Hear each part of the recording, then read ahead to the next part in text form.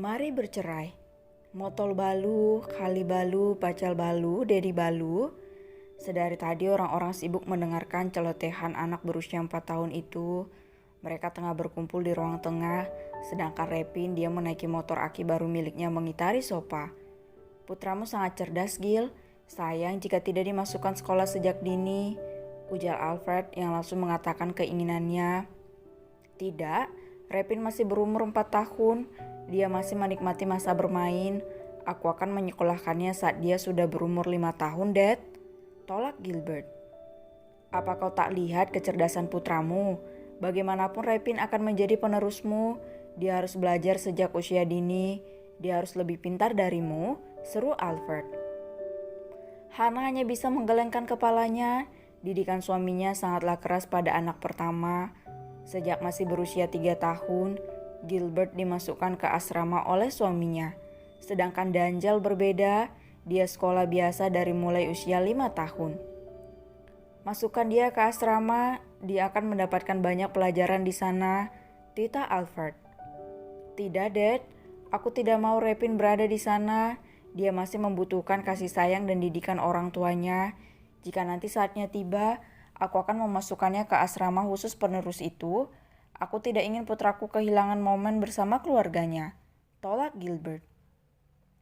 Alfred merengut kesal. Dia tahu kecerdasan cucunya bahkan melebihi Gilbert putranya sendiri. Untuk itu dia sangat bersemangat memasukkan Repin ke asrama untuk mengasah kemampuannya. Lagian kalau Repin di asrama, kau akan bermain bersama siapa Pak Tua? Tanya Danjal yang sedang memakan kacang dengan santainya. Ya, buat lagi lah. Kalian akan berencana memiliki anak lagi, bukan? Seru Alfred dan kembali menatap putra sulungnya. Gilbert menatap Emily yang ditatapnya hanya membuang wajahnya. Emily merasa pernikahan mereka hanya karena Repin, bukan untuk membangun keluarga yang sempurna, sehingga tak perlu menjawab pertanyaan mertuanya itu. Ya, kami akan membuatnya, tapi itu masih lama, jadi Repin harus tetap bersama kami, tegas Gilbert. Emily menyenggol lengan suaminya. Dia tak habis pikir pada Gilbert yang mengatakan akan memiliki anak lagi, padahal suaminya itu sendiri yang mengatakan jika mereka kembali bersama hanya untuk Repin. Jangan membuat anak bersama pengasuh sepertiku, bisik Emily. Kau istriku, kau harus memberikan hakku, bisik kembali Gilbert. Aku tidak akan memberikan itu, Mas. Kau sendiri yang bilang aku di sini hanya untuk menjadi pengasuh Repin.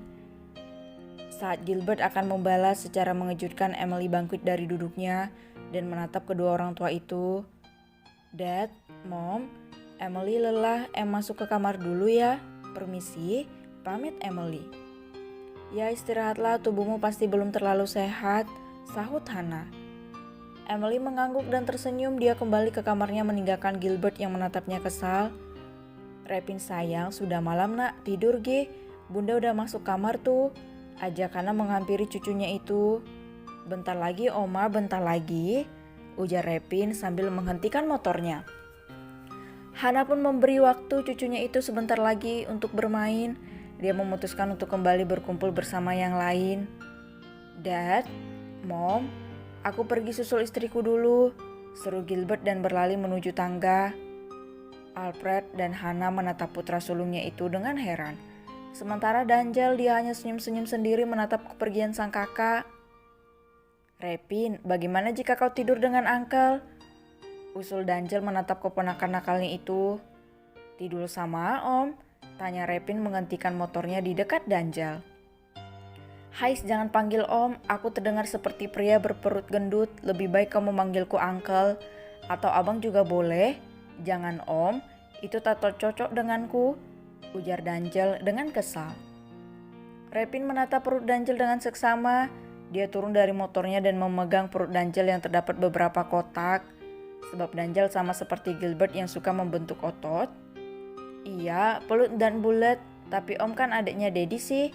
Iya kan Oma? Ujar Repin meminta pembelaan pada Oma tersayangnya. Benar sayang, sahut Hana.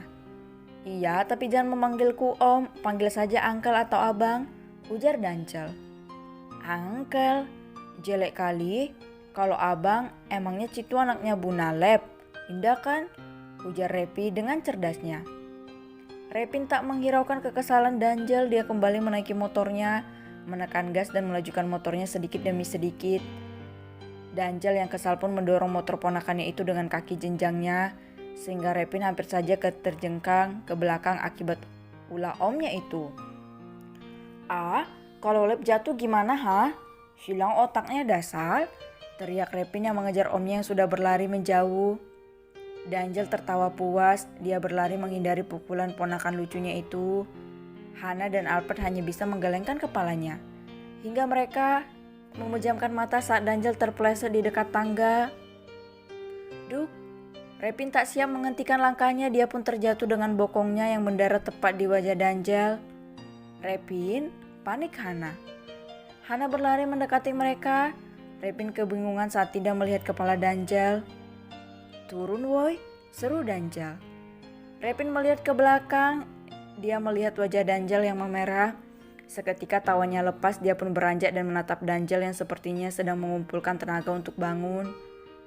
Kan Kalma itu, rasakan Om nakal sih, seru Repin dengan tampang sinisnya. Dia kembali menaiki motornya dan menjalankannya ke arah dapur. Alfred mengikuti cucunya itu karena takut Repin ke taman belakang karena pintu masih terbuka. Cucu Mommy ngeselin, gerutu Dancel sambil berusaha bangkit. Kamu sih, udah tahu ponakanmu itu mudah kesal orangnya malah kamu buat ulah, balas Hana. Sedangkan di kamar, Gilbert tengah menatap tajam Emily yang sedang berbicara dengan seorang pria di telepon. Wajahnya sangat kesal hingga rahangnya pun mengeras. Iya Kak Benny, besok Em kembali ke kampung. Maaf ya Kak, sampein maaf Em juga buat Mak Tia. Besok Em janji bawa uangnya, ujar Emily. Anak Mak Tia menelponnya untuk menagih hutang bon. Bagaimanapun warung juga butuh modal untuk kembali membeli stok. Namun Gilbert tak tahu itu, dia hanya tahu jika Emily sedang berteleponan dengan seorang pria. Setelah istrinya itu selesai menelpon, Gilbert mengambil paksa ponsel istrinya itu. Brak, Gilbert melempar ponsel itu ke lantai dengan sekali lemparan. Netranya menatap tajam Emily yang terkejut melihat ponselnya yang rusak parah akibat ulah suaminya. Kamu apa-apaan sih Mas? Kenapa kamu membanting ponselku? Sentak Emily menatap suaminya yang sedang diliputi oleh amarah. Kamu benar-benar tidak menghargaiku, Em. Aku suamimu, masih berani kamu menelpon seorang pria di saat aku berada di dekatmu, ha? Marah Gilbert.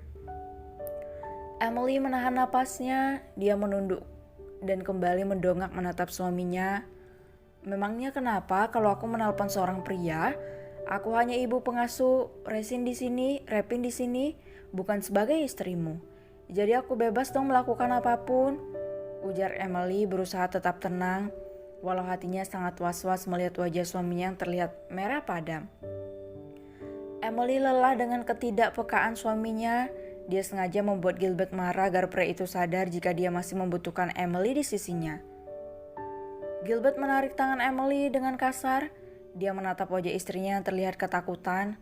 Satu sudut bibirnya terangkat, tangannya tak melepas sang istri. Statusmu masih istriku, seru Gilbert dengan suara beratnya.